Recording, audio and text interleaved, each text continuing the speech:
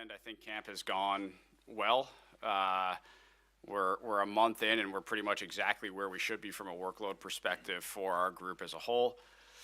I think when you get to this point in spring training every single year, you're kind of ready to get going. And I think our guys feel that at this point. I think if opening day were 3 days from now, there would be a lot of people in there that would be happy. But we know we've got 2 weeks left, and we'll keep plugging away. And I think the event we have this afternoon is a really exciting event. I think this is a good job by Major League Baseball to organize this. We're gonna have a lot of good players out there that are looking forward to playing in this game under a little bit of a different atmosphere this time of year, with a little bit more of a spotlight. And I'm certainly looking forward to watching it. So happy to take any questions.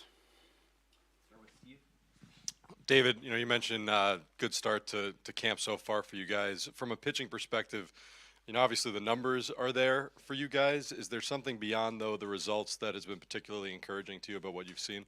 Yeah, I on globally, I try not to pay too much attention to results, good or bad in spring training. I think we've all seen those can be misleading at times. From our pitchers, though, what I've been most impressed with is almost everyone came into camp in a wonderful spot. Like, they had worked incredibly hard in the off season. They had worked on what we as an organization had asked them to work on, whether that was refining a pitch, developing a new pitch, getting their bodies in a right spot. And I think we are seeing that pay some dividends here in camp. There are, at least externally, reports about potential discussions with DHs or DH third base options. How would you characterize right now whatever discussions you may or may not be having about bringing some guys in?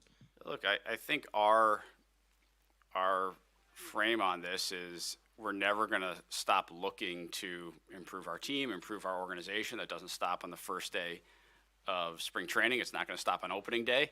We'll continue to do that throughout the year. So there are always going to be discussions going on. I'm not going to comment on any specific player or any specific discussion, but there are always going to be ongoing discussions internally and externally about ways we think we may be able to add to our organization.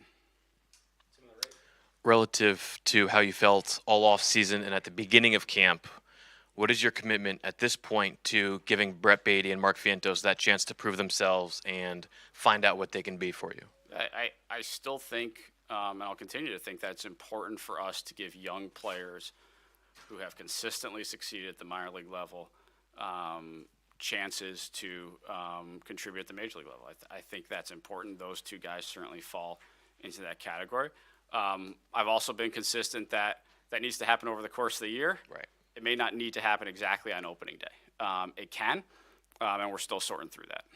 And more generally, or I guess maybe more specifically, what have you seen from those two players over the past month plus?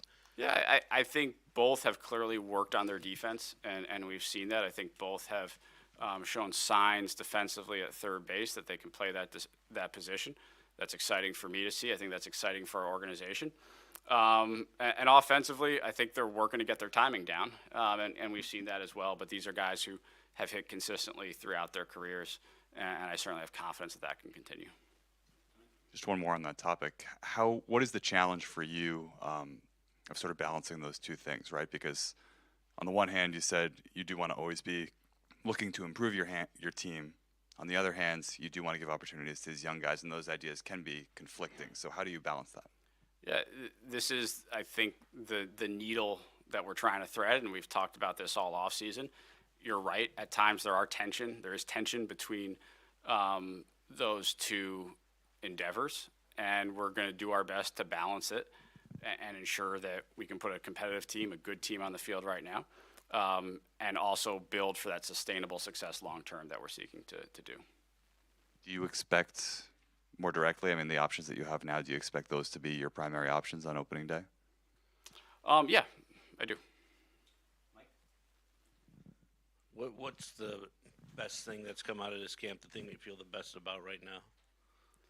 I think really just the atmosphere and culture among the group. I think more than anything, that's what you're looking to build during spring training, is an environment where players want to come to the field every day, an environment where coaches want to come to the field, where This is an enjoyable place for everyone to work productively, and to get better. And I think Mendy's and our coaching staff has done a tremendous job of building that. Based on who you have on the roster right now, how do you see the DH position shaking out right now? I think that's one of the questions that we're going to continue to answer here over the next couple weeks. And it could be our rotation through some of our regulars. It could be more geared towards one or two of the bat first players who are here in camp that we're all talking about. But I don't think we have an answer to that right now. When you look at your bullpen, obviously getting Diaz back is a big cog in the machine. But your guys that link up, you guys that bridge to Diaz, some of them were here last year and some of them are players you brought in. How do you feel they've responded, and how do you feel that piece of your team is going to kind of play out as we get to opening day? I think Diaz is the biggest piece there, clearly, and he's in a great spot right now. We need to keep him in a great spot. And the rest of the bullpen, I feel good about where those guys are. And we also know that bullpens may take a little bit of time over the course of the year to figure out exactly what the right roles are for the right guys. But I feel like we have numbers. Those guys have gotten their work in, and they're in a good spot as we head into the last 2 weeks of camp. What's the current plan with Kodai Senga?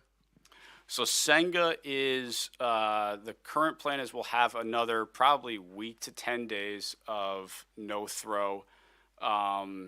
Assuming all goes well over the week to 10 days, we'll re-image to ensure that the proper healing and progression has taken place, that the inflammation has resolved, and then we'll commence the return to throw program.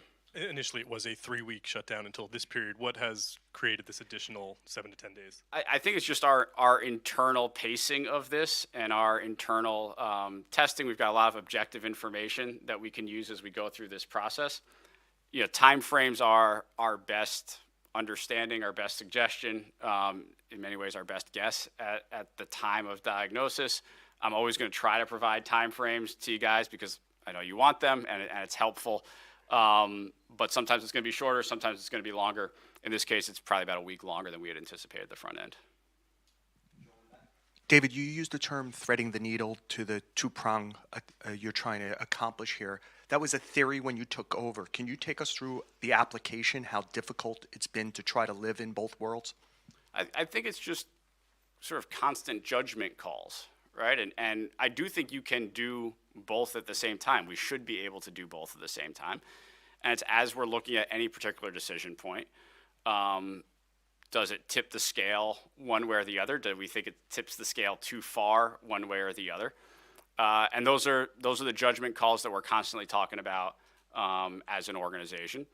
But it is important to us that we're able to accomplish both at the same time.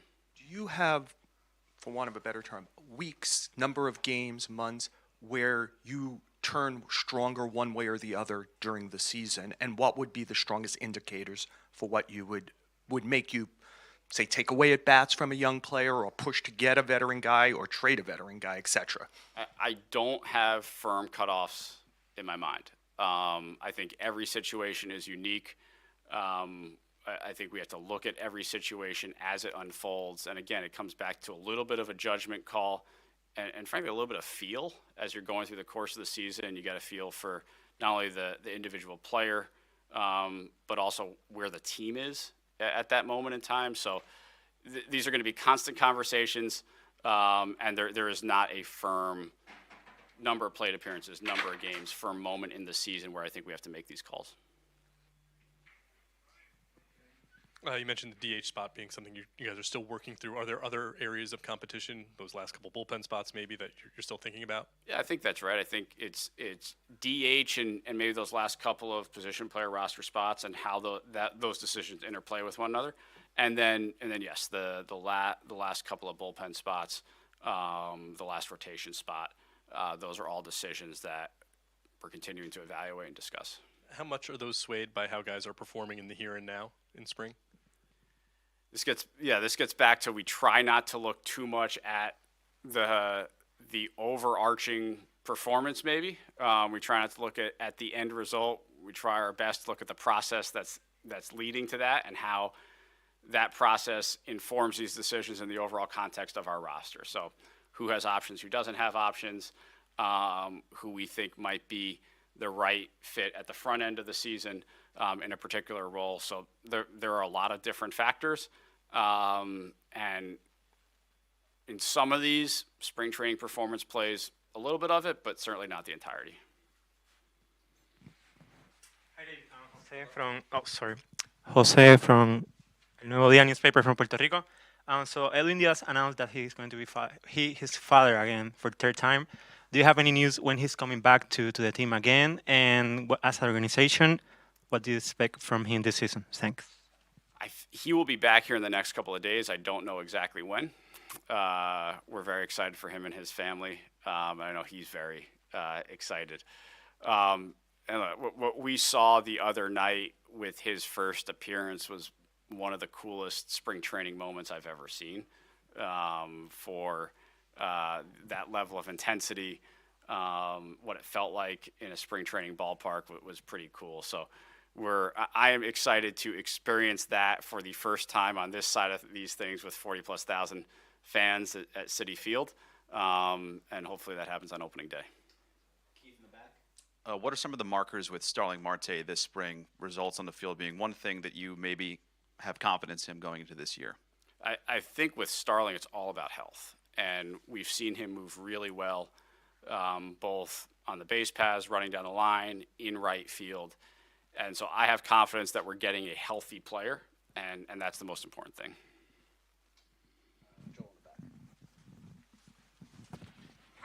Two things, if possible, David. If you're willing, what has not gone as you hoped this spring training? Look, I would have preferred that Senga didn't have a shoulder soreness the first week of camp. So I'd like to take that one back if we could. Otherwise, I'm very pleased with how this camp has gone. I think our players showed up as a very motivated group, a group that feels it has something to prove. And we've been able to really assimilate a bunch of new people into the organization, me included. And that's been helpful for all of us. The other one, David, is you entered camp believing you had a playoff team. I doubt you tell us you don't today. So why do you feel stronger about that? And if so, why? What has happened here in these 4 weeks? I feel the same as I did when I spoke to you guys a month ago. I think we have a team that is going to be competitive, a good team. It's a team that likely did not perform up to its talent a year ago, and many of those core pieces are back this year, and I think are very motivated to have a good year. Obviously, when Senga comes back, he's in the rotation, obviously. But when you look at the depth you might have in the starting rotation, would you envision at all going to a 6-man rotation to make him more comfortable in being what he did in Japan, and also just guiding his shoulder through the rehab? We'll evaluate that when Senga comes back, but I do think that there are going to be points of this season, regardless of when Senga's in our rotation, that going to a 6-man makes sense. Generally, that extra day of rest is beneficial, not just for Senga, but for other pitchers as well. So we'll find the spots in our schedule where it makes sense to add an extra starter, and I think we do have the depth to be able to do that effectively. Anything else? All right, thank you very much, David. Thank you.